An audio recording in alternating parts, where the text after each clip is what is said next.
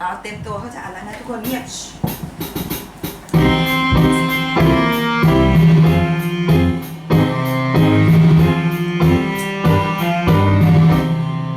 แจ่มจันทร์ควันใจน้องลงเรือพี่ไปเถิดแก้วตาพี่ต้องพายให้น้องนะอย่าลวนไม่งอนเราอย่าเกรงใจตัดพี่เถอะนะไม่ปรารถนาเดี๋ยวล่มจมหายพี่ดังไฟคว้าบัญชาเชิญเจ้าลงนั่งหัวเรือหัวลมยังเผื่อรักพี่ให้สัญญาไม่ลงควันตาพี่พาน้องไปแสนเพลินสุขสันต์สายทานพระรากว้างใหญ่มาเรียนวาในยภาพเรียนว่าโน่นไงน้องดูให้ดีพี่ชี้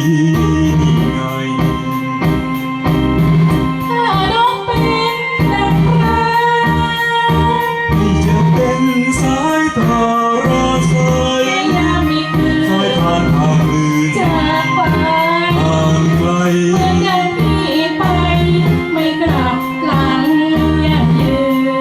นหัวใจพี่ครวญถึงนวลดังคลื่นสับฟัง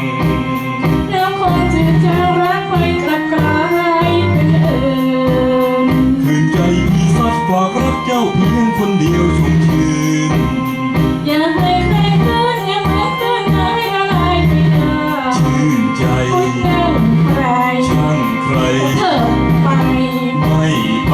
เจ็บใจเดี๋ยวตัวน้องโดดน้ำหาเดี๋ยวเรือจะลน้องงคงให้ลมจมตาช่างยอะไรเฉยเธอชื่นใจพี่ว่ายน้ำไม่เป็น พอพี่กลัวไม่กลัว งั้นพี่พาย ไม่เป็น อุ้ยหลอกลวงห่วงใยเพื่อกันเสียใหญ่พายหาแล้วยทำไงดี น้องพายให้พี่อ๋อสบาย ไม่สบาย เรื่องไม่ต้องพายมาปลอดรักดีกว่าหัวใจพี่ครวญถึงนวลดังคลื่นสัดฟังแล้วคนจะรักไปกลับกลายเป็นอื่นคืนใจพี่สัดฝากรักเจ้าเพียงคนเดียวชุ่มชื่นอย่าให้ใครคืนอย่าเหมือนคืนหายไปได้ชื่นใจคนนั้นใครช่างใครเธอไปไม่ไปเจ็บใจเดี๋ยวตัวน้องโดดน้ำหาเดี๋ยวเรือจะลต้อง ง คลองให้ลมจมตาช่างยอะไรเฉยเธอชื่นใจ